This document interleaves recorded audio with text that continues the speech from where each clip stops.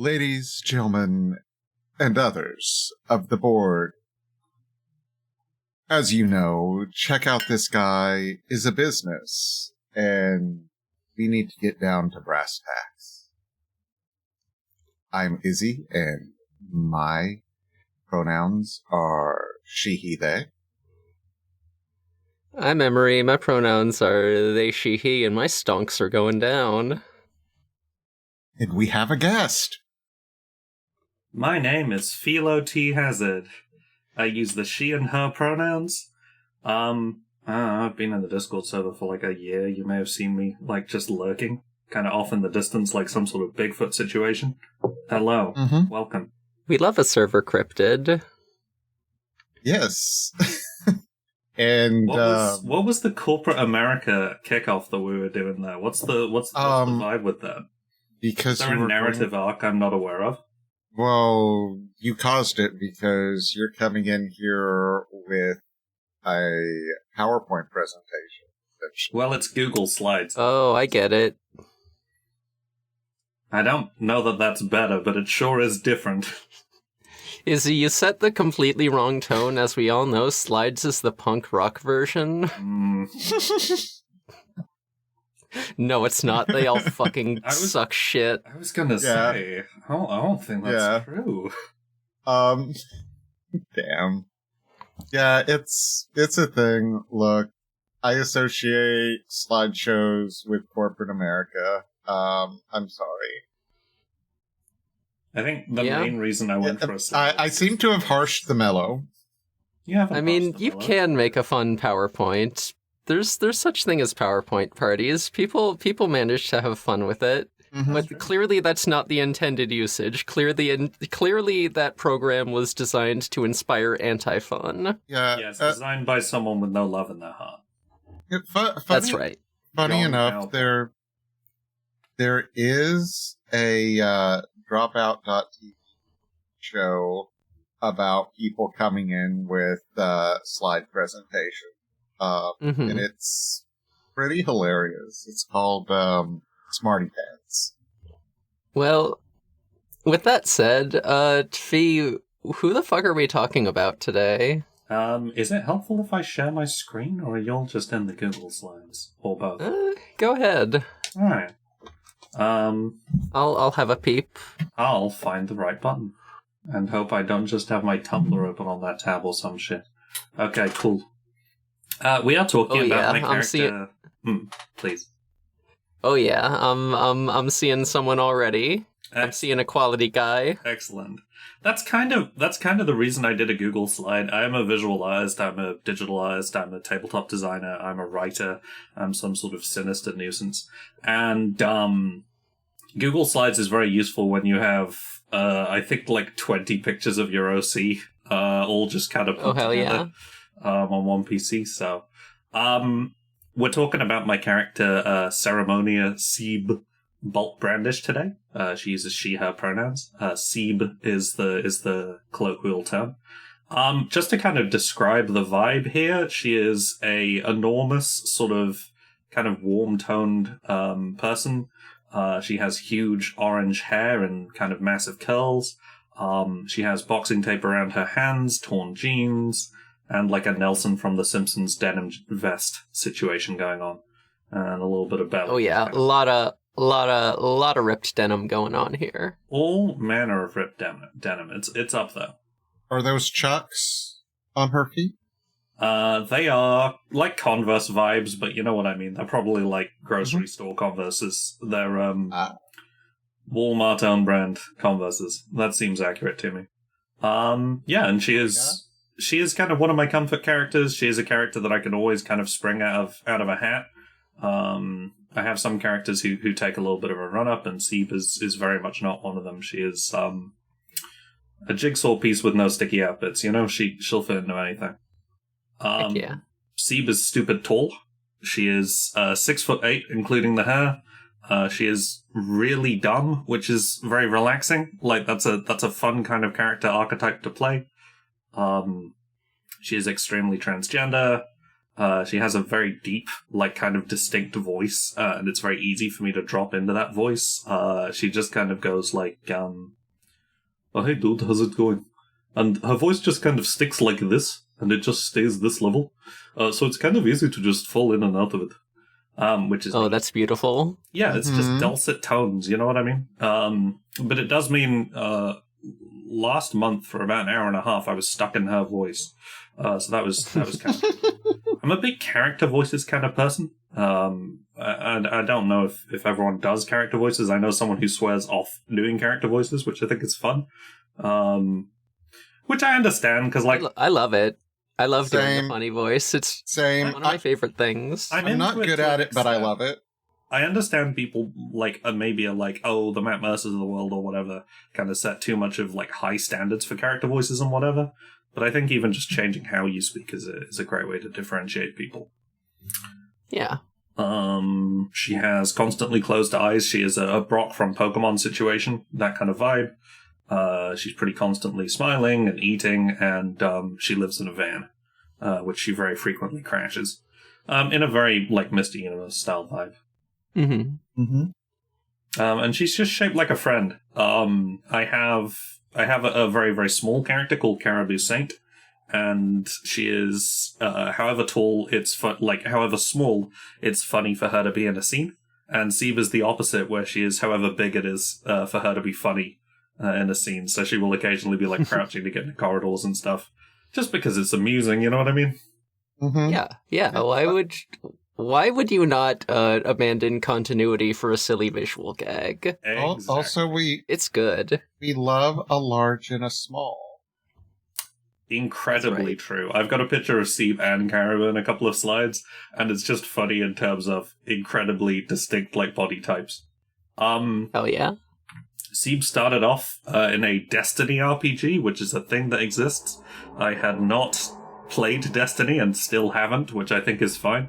But I was immediately like, yeah, I'm going to do a big dog woman, and made her look like a wild mutt from Ben 10 for some reason. We have a picture of a big orange monster woman, still wearing a kind of denim vest situation, still wearing torn jeans, but with big claws and a sword strapped to her back. That's a very good design. Thank you. It's very clear. His whips. You know what I mean. I think there's on the same slide, there's a screenshot from Attack the Block, which is one of my favorite sci-fi movies ever. It's sick, mostly because of how visually the weird little beasties look. But yeah, I think it's important to have a picture of Wild Mutt next to her, because I recognize there's no difference between these two designs. You know what I mean? She's a cross Sometimes between. That's fine. She's a cross between a Wild Mutt and a Whale Mutt or something like that. She does have the like stripes under the jaw, but yeah, she's a sweetheart. She is. I like characters who are kind of outwardly kind of stupid and a little slow, and then occasionally just have random knacks for stuff. You know what I mean? We'll just occasionally do things which are quite insightful. So she has, Destiny is very like post-apocalyptic golden age situation. So she has an uncanny knack for like fantastical technology. And despite having two functional arms, wields the sword in her mouth in that setting. Perfect. Just... Yes. I didn't know who Sif was at this point, but dogs with swords in mouths, you know what I mean? Yeah, listen, what if you're in the middle of a sword fight and you want to do the scramblies? What if you want to run around on all fours? Exactly. I'm pretty sure during that game she also did like a superhero landing at some point, you know what I mean?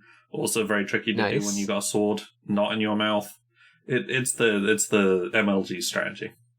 And a little bit of a happy trail, despite the fact that she's got fur, all very important. Yeah, yeah. I think one of the reasons why CeeB is like a major comfort character for me is just she's incredibly easy to draw for me. Like, I've swapped over to a slide which is just the words, I make a lot of art of her, and 6 different pictures of her. Yep. All in, like, slightly different styles, which is cool. Yeah. This is over the course of, like, 4 years, I think. But, yeah. Okay. The color palette pretty much stays the same because I'm colorblind. So I very much tend to, like, color pick from the previous art to make the next one. But, yeah, like, shapes-wise, she's usually broadly the same. Posture-wise, I tend to have her with, like, crouched legs and stuff like that. But I like to show off her big-ass arms. I've got a picture of her and Caribou there on the top right corner, which is CeeB sitting down, legs kind of spread. And then Caribou, a much, much smaller woman, sat, like, kind of on her shoulders, waving. Hell yeah. Being half CeeB's height. So, sorry, I feel like I'm talking quickly. Is this making sense so far? Are you this is all good, yeah. That's all good. Yeah, I did an art fight, attack on CeeB, and I can confirm she is so much fun to draw. She's just big and goofy looking, and that's perfect. Yeah, she doesn't take herself too seriously. She doesn't really have that troubled of a backstory. Depending on the setting, she's usually like a shitty wrestler, or like... she always lives out of the back of a van, regardless as to what she's doing, which I think is very important. She just doesn't take things too seriously. She always has a smile on her face. She's kind of absolutely warm. That absolutely comes through in the design, yeah. Excellent. Very important. I think I have drawn a picture of her, like, scowling, and I think it's on a later slide, but it doesn't feel natural, you know what I mean? This woman deserves to have a smile on her face at all times, and it's usually, like, a huge, all-might smile. You know what I mean? She's got the big teeth gritted, eyes closed, shaped like a friend. She's good. Hell yeah. Yell hair. Absolutely. And I do have the art fights because I think these are really sweet. Yo, look at that. I was just talking about it. Yeah. I've got a nice one of her kind of from below by Kazuno Kitsu on art fight, which was pretty sick. I think I try and, we're like heading towards art fight season again, not to date this episode too much, but I try and return fire for all of my art fight attacks. And yeah, nice to receive them. But we have a really nice piece of art from memory of CeeB and King Shit beating the hell out of some, like, bearded wrestler type guys, with King Shit literally just holding a much smaller man off the ground. Yep. And so in response, I made a wrestling poster. Please. Yeah. They're both gigantic she-hers, so I thought it would be good. So goddamn. It is. I'm very, like, I'm a vampire. I need to be invited 3 times before I'll do anything. And it's really nice to have art with other people's characters as well. That is sweet. Maybe I'll try and do that a little bit more during next week's art fight. Who could say? It's fun. It's fun to, like, pick a character and be like, okay, which one of my guys has, like, something in common that I could riff on for this? Guy chemistry. It's interstitial, in a way. That's right. In response to that, I did a wrestling poster, which is Grey Pollen Wrestling Federation presents Hell in a Shell, with the caption, "They literally fight in a giant shell," because I thought that was funny. It's so good. In terms of art... Fucking graphic design, man. Yeah, I don't really do it, but there's something, like, very satisfying about just fucking around with text and bold art and stuff, you know? Hell yeah. Good lord, these folks are big. They are. They're very large. Literally, like, They double really the size of these little shitty wrestler men. It's awesome. And I did make King Shit slightly taller than CeeB, because that feels accurate. Yeah. King's a big girl. This makes sense to me. And I'm really happy with King's tail in this art, actually. I like the curl. Yeah. It looks sick. Yes. CeeB is one of those characters that I use in a whole bunch of different settings, because I think having those kind of characters where they are kind of a jigsaw piece that you can just use in a lot of different directions is fun, and her voice is easy to do. So we were testing Incoming, which is a magical girl RPG about you playing as, like, the fucking Misato's and that other lesbian from Evangelion of the world. And CeeB helped a magical girl who was defending time train as her wrestling coach, which is fun. In a lot of settings and stuff, CeeB is usually some sort of amateur bad wrestler because, frankly, I think it's funny and it's an easy have you played Fiasco? I have not. I No. would heartily recommend it if you can find a copy of it. I don't know, it's fairly cheap, but it's a game of small town crime. It's a game of people with very little prospects, and they're usually hustling to get by.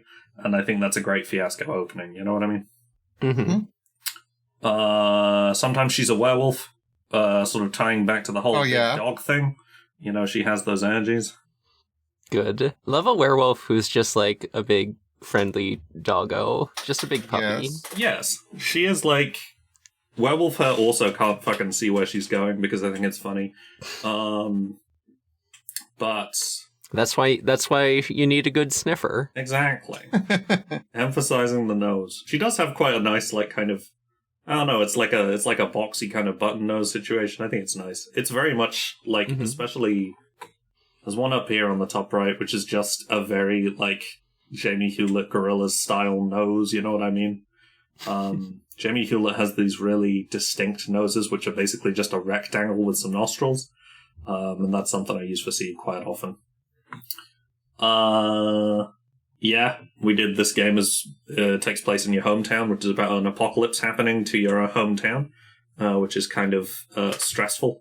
And it was a tense game. It's a duet game, but that was fun. She was a cyborg beastie for a while because Beam Saber has instead of driving a mech, you turn into the mech, and it's all fucked up and visceral and whatever. Playbook, so that's fun. And because I'm not playing enough of my characters in enough games right now, or there is never enough games to be played. So I dumped a bunch of my characters into a fantasy AU, and I've been doing that to try and get creative writing done as well. Hell yeah. I have CeeB as a half-orc princess in that setting, and she's lost an arm because that's also something that CeeBs tend to do in various universes. Just occasionally, they just lose one, It's the friends at the table harm tracker. Yeah. Who can keep track of both of those things, right? Exactly. Mm-hmm. They're always going places. What are you going to do? I think also it just makes her look even taller compared to the rest of her party, which makes me really happy. What else have I got on here?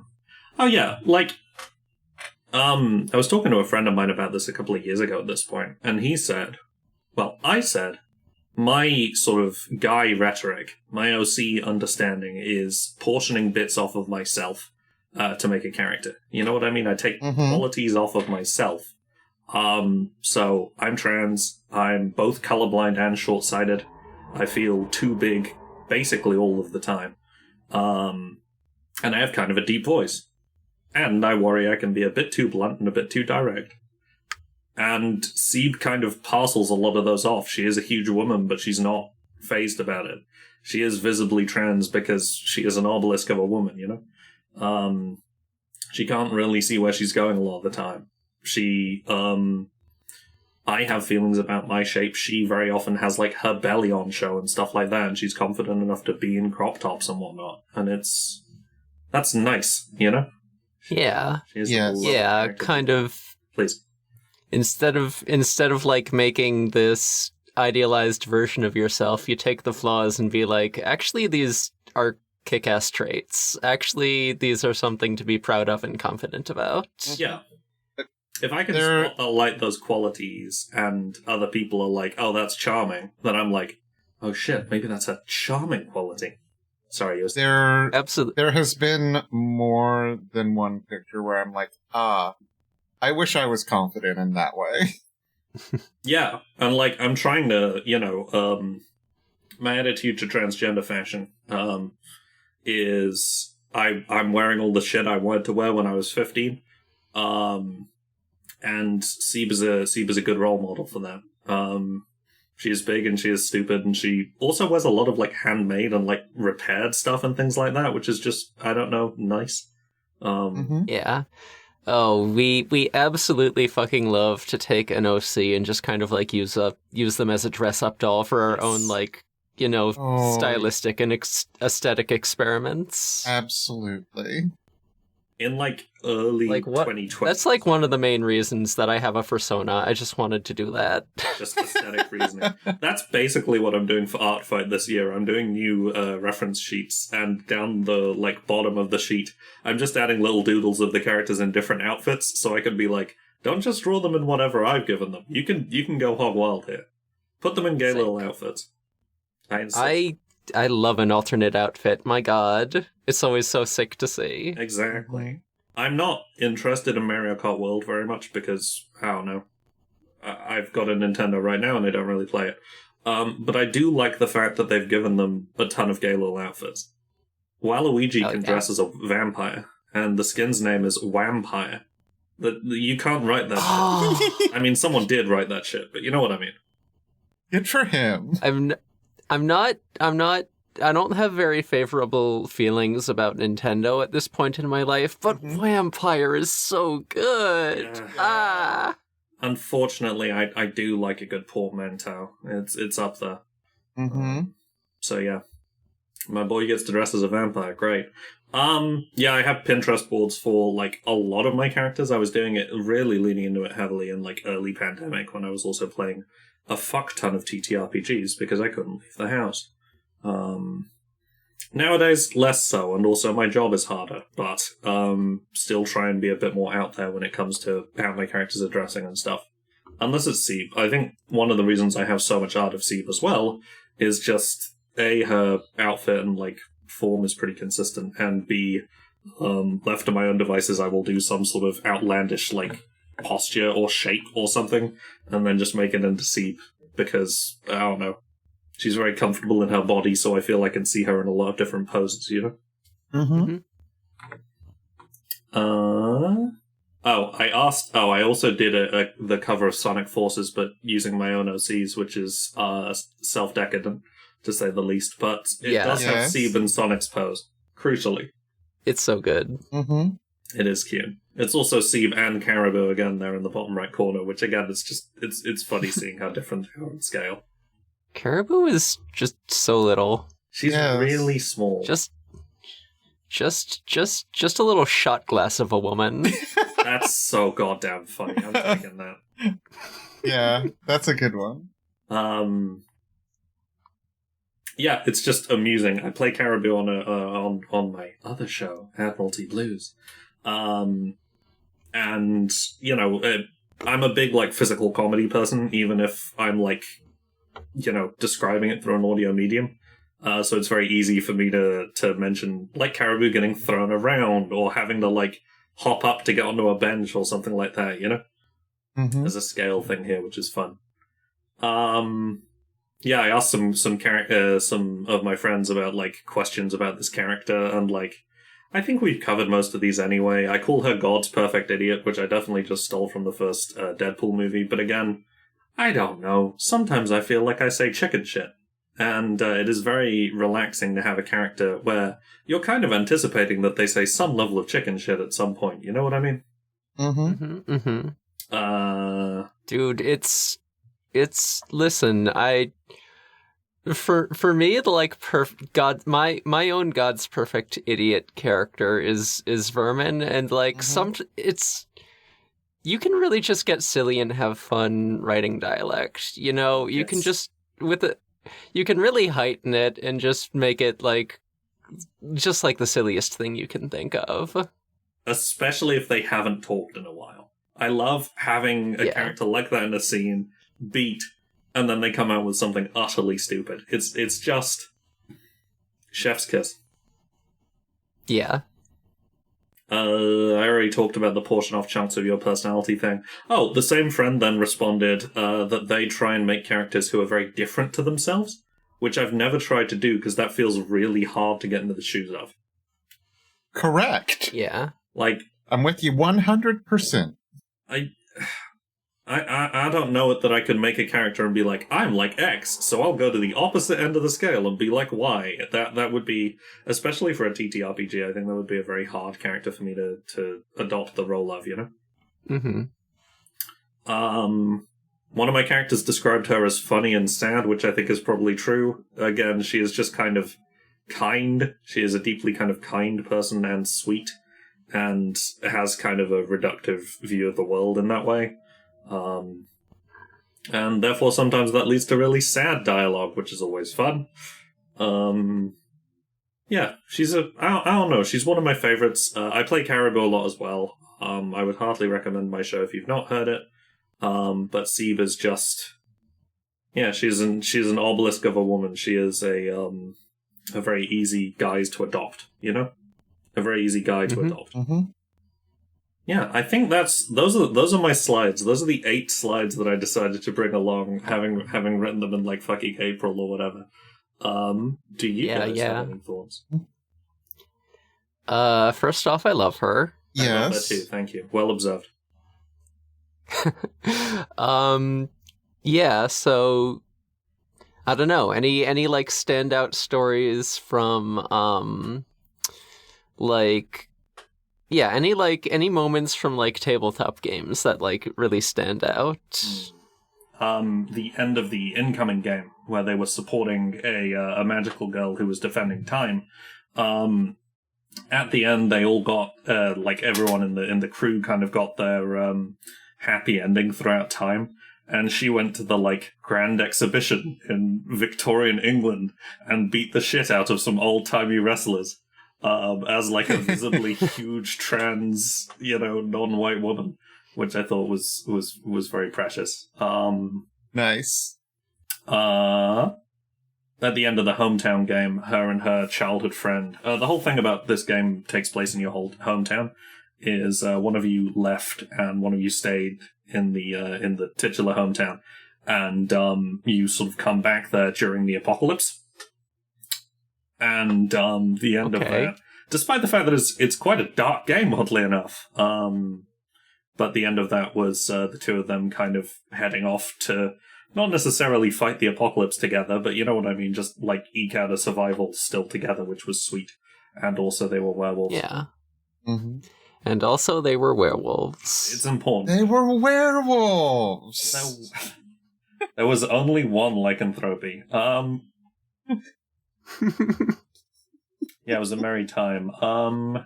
She's definitely probably showing up in something creative of mine coming very soon, which I'll get to again at some point. She is having a conversation with a character where that character thinks for some reason that she exclusively sees life through wrestling. So is going through a whole like kind of dorkish metaphor to try and compare his commanding officer to a wrestling promoter agent or something like that. And at the end of this, half a minute long diatribe, CeeB just comes out and says, "Wow, that's wild. I thought he was just your boss or something." Like, she is a little bit out of touch with reality, but she's also kind of strangely perceptive to that. Something I like about CeeB in general is if she's struggling with a word, or vis-a-vis, if I'm struggling to pronounce a word as her, I will slow the pronunciation right down, so I'll be like, anecdotally, and like really stretch out each syllable, which is, I don't know, that's satisfying. That's a fun character dialogue quirk, and I don't have a lot of those, I feel. Yeah, listen. Sometimes just like I do that for real. Like I stumble over a word and it's like, okay, I can't say the word, but I can say every individual syllable, so we're just gonna do that. I think CeeB's voice in particular, because it's quite a like mellow and kind of drawling tone, I can find myself losing syllables, which I'll do generally. Like I lose distinct syllables and kind of slow my speech a little bit sometimes. So that's a fun thing to kind of draw out and make deliberate and kind of course correct on that when I'm speaking, especially for a long time. So it's a fun thing to play with. I don't really I don't know if it's obvious, but I'm transgender. Oh, that was on the slides earlier anyway. a key part of the transgender experience, I feel, or a part. I recognize that some folks don't voice train or whatever, which is entirely up to them. But I've always enjoyed fucking with my voice, and thinking about how people speak is a different step again. You know what I mean? There is the voice itself, and then there is the method with which you speak, the way that you say certain words and stuff like that, which is an interesting thing to explore for me, I suppose. There are so many different ways to do language. Mm-hmm. Yeah, it's kind of wild. As someone who, in the UK, you basically stop studying English at, 16, I think. And I've never really done any, formal English training, since then. And I've never done, drama or whatever. I was not a drama club girly. It remains constantly interesting to me how, people can approach characters and how people can, deliver lines in different ways and stuff like that, I ended up going to see, it was called Hail to the Thief, and it was a reading of Hamlet, but done to Radiohead's Hail to the Thief album. And, they'd taken, the script of Hamlet from 1,000 years ago or whatever. But the delivery on some of the lines, rewording them so they sounded sarcastic and things like that, stopping to laugh in the middle of statements and things like that, it really, colors the dialogue in a different way. Mm-hmm. I think that might be me. Yeah. I'm struggling. CeeB big, CeeB good. Yeah. Yes. Yeah. Strongly encourage you out there in Listenerland to make a character who is comfortable to you, who is, some parts of yourself that maybe you don't love, but you can find comfort in, and put it in the shape of a big orange woman. Yeah, I think for anyone who has been a listener, it's pretty obvious that Xenu is my seed. For a lot of the same reasons. So I've just been sitting here the whole time, just being like, yep, checks out, same. Well, yeah, it's check out this guy. You got to be checking out. That's how it works, I assume. It is. If we say something that doesn't square up, we fucked up. Mm-hmm. Which I'm sure we've never done at any point. No, I think this is 100% we never fuck up. narratively cohesive. No contradictions throughout the entire time. Your legal team goes through every episode. Yeah, that's right. Your legal team is a mouse girl with one side of a pair of spectacles, held in front of her.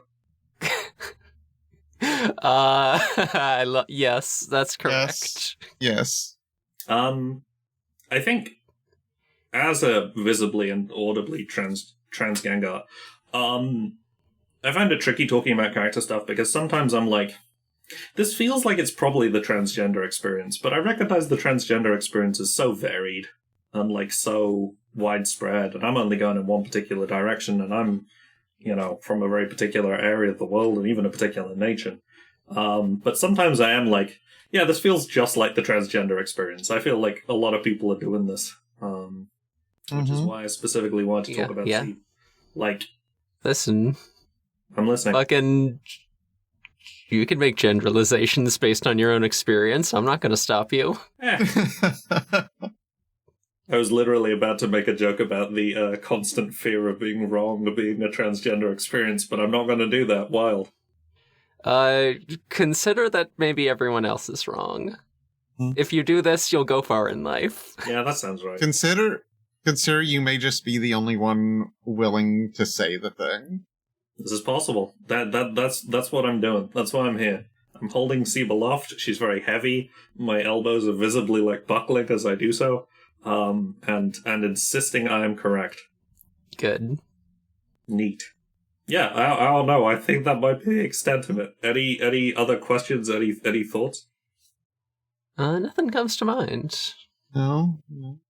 Should we plug? Should we flee into the night? Yeah, let's drop some plugs, then smoke bomb out of here. Do I go first? How does it work this way? Yeah, why don't you go Please. first? All right, okay. All right, so I'm on 2 podcasts that you can listen to me to that I'm on. I continue to run an actual play show called Admiralty Blues. It's been on hiatus for a couple of years, but we want to get back to it. We do have like a season of the show recorded, but editing is 95% of the battle, unfortunately. I feel that so much. Yup. Yeah. We got 6 players. Ooh. And SFX. Ooh. But it's great. Counterpoint, our show is great. That is Admiralty Blues. It is a retro-futuristic beam saber podcast. If you like Gundam or if you like Blackadder, there's probably something in there for you. On that, I play Caribou Saint, who is the very small, also incredibly stupid woman, because I just like parceling off that trait into people. But it starts off kind of silly, it gets kind of sweet. Without a doubt, my favorite creative thing I've ever been a part of. So would heartily recommend that. I'm also in the middle of, I think it's just coming up to the end, actually, so great time to get on board. I'm on CalazCon, which is C-L-A-Z, con, like a convention, which is a 30-player actual play podcast show. Oh my god. Yup. I'm so glad I don't have to run it. Huge props to Austin Ramsey, who is the writer of Beam Saber and the woman who has been running that thing for the last 2 years. But in that I play a catgirl trucker because I don't know, gender euphoria. Mm-hmm. And it is a melting pot kind of world that's been taken over by a interstellar comics convention. Which is pretty terrific. Again, cool giant robot fights and conversations on the nature of what it means to be not even human, really, just like a person, you know? It's a good show. You can find me Filo Hazard basically anywhere. I released a new game last week called Woe Thy Foe for the WTF Jam, because Prepocats wanted more games that were acronymed as WTF. Woe Thy Foe is pretty good and it's free, so get it. Get that. Don't not get it. All right. I'm Emery. I'm on We Rate Queerbait. I am on Disappearances of Lydia Fontaine. Speaking of funny voices, you can hear my funny voice on the pilot of that show.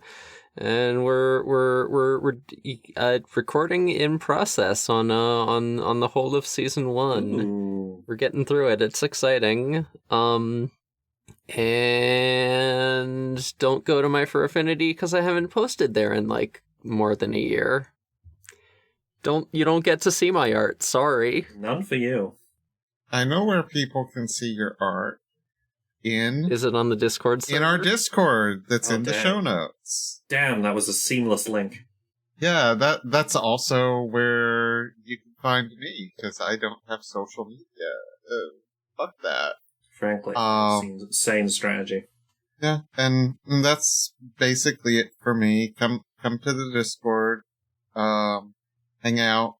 We do stuff on there, and the podcast is part of the NoiseSpace.xyz network. Thank you, Matt GameCube. Thank you, Matt GameCube. Is that everything? I think we might so. be free. Ninja Soul Vanish has been fulfilled. Whapam! Kapoof. Bye. Bye. Bye.